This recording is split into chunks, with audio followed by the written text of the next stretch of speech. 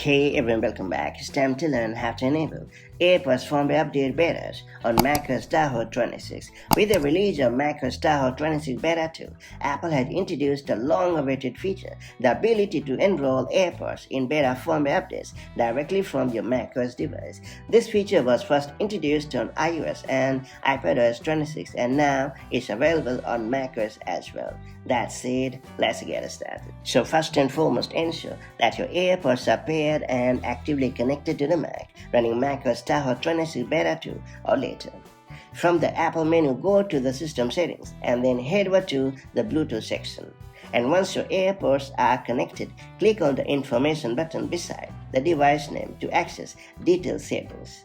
And on the device settings page, scroll to the bottom and you will see a new section titled AirPods Beta Updates. Now all you have to do is just turn on this very toggle and that's about it. Your AirPods will receive beta firmware automatically when they are placed in the charging case and near the Mac. The beta firmware includes exciting features like studio quality, audio recording, improved sounds for calls and videos, and the ability to use AirPods as a camera remote, as well as the sleep detection to auto-pause audio.